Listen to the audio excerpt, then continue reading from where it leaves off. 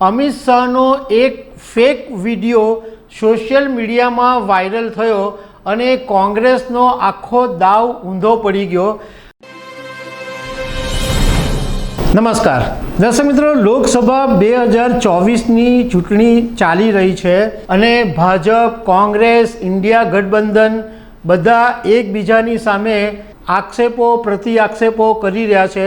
પરંતુ અત્યારે એક મુદ્દા ઉપર જબરજસ્ત રાજકારણ ગરમાયું છે અને એ મુદ્દો એવો છે કે કોંગ્રેસ છેલ્લા કેટલાક સમયથી ભાજપને અનામતના મુદ્દે એટલે આરક્ષણ રિઝર્વેશન આ મુદ્દા ઉપર ભાજપને ઘેરી રહી છે। પરંતુ અમિત શાહનો એક ફેક વિડીયો સોશિયલ મીડિયામાં વાયરલ થયો અને કોંગ્રેસનો આખો દાવ ઊંધો પડી ગયો અને અત્યારે ભાજપ પલટવાર કરી રહ્યું છે અને કોંગ્રેસને ઘેરી રહ્યું છે। તો એવી સ્થિતિનું નિર્માણ થયું છે કે કોંગ્રેસના ગળામાં જ ફંદો આવી ગયો છે। તો આ અમિત શાહનો જે ફેક વિડીયો છે એ શું છે એના વિશે તમારી સાથે વાત કરીશું। સાથે સાથે બીજી એ પણ વાત કરી દઈએ કે અમિત શાહનો જે બીજો એક વિડીયો હતો જે ગુજરાતનો હતો એમાં પણ ક્રાઇમ બ્રાન્ચે એક્શન લીધા છે અને 2 લોકોની ધરપકડ કરી છે। આના વિશે હું તમારી સાથે વાત કરીશ। મારું નામ રાજેશ શાહ છે અને તમે જોઈ રહ્યા છો ખબર છે.com। દર્શક મિત્રો, અત્યારે દેશના રાજકારણની અંદર અનામતને લઈને અમિત શાહના એક ફેક વિડીયોથી રાજકારણની અંદર જબરજસ્ત ગરમાટો આવી ગયો છે।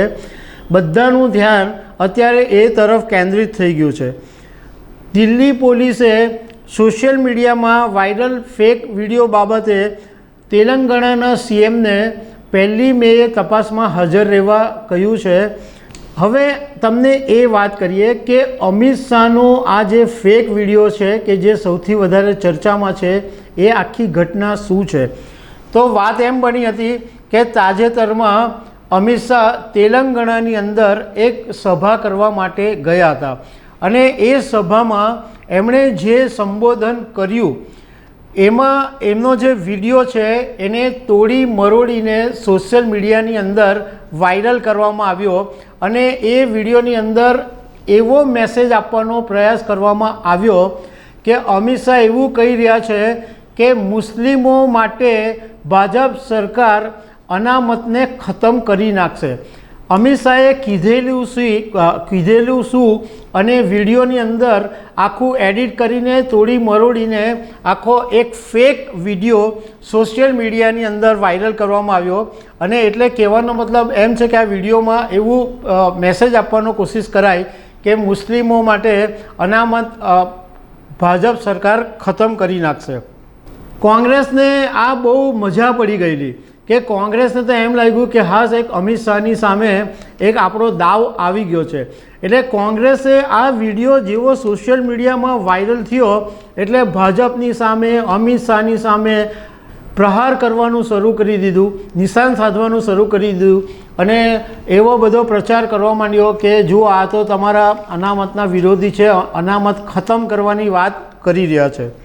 પરંતુ હવે સ્થિતિ એ આવીને ઊભી રહી કે કોંગ્રેસના ગળાની અંદર જ આ ફંડો અટકી ગયો। કારણ જે વસ્તુ માટે કોંગ્રેસ દાવ લેવાની કોશિશ કરતી હતી એ દાવ કોંગ્રેસનો ઊંધો પડી ગયો છે। કારણ કે આ ફેક વિડીયો હતો એવું સામે આવ્યું છે અને દિલ્હી પોલીસે FIR બી કરી છે અને આસામની અંદરથી એક રીતમસિંહ નામના યુવાનની ધરપકડ પણ કરવામાં આવી છે અને આ યુવાન કોંગ્રેસનો કાર્યકર હોવાનું કહેવાય છે અને એ કોંગ્રેસના વોર રૂમના સંયોજક તરીકે એક સમયે કામ કરતો હતો। એટલે આ જે વિડીયો કોંગ્રેસ એનો લાભ લેવાની કોશિશ કરતી હતી તો એવો સામે આવ્યું કે આ ફેક વિડીયો કોંગ્રેસે જ એડિટ કરીને વાયરલ કર્યો છે।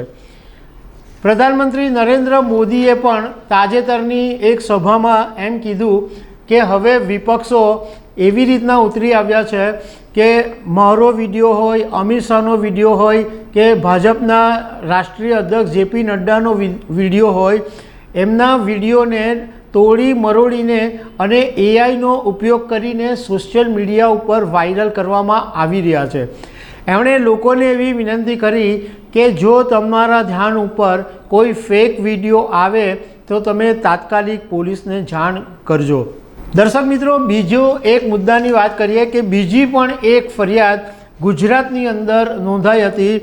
અમિત શાહના એક વિડીયો વાયરલ કરનારા 2 લોકોની ધરપકડ કરવામાં આવી છે અને અમદાવાદ સાયબર બ્રાન્ચે આ 2 લોકોની ધરપકડ કરી છે. અમિત શાહની પાલનપુર અને લીમખેડામાં 2 સભા હતી અને આ જે અમિત શાહે પાલનપુર અને લીમખેડાની સભામાં જે સંબોધન કરેલું હતું એ સંબોધનનો વિડીયો તોડી મરોડીને સોશિયલ મીડિયામાં વાયરલ કરવામાં આવ્યો અને 2 લોકોની ધરપકડ કરવામાં આવી.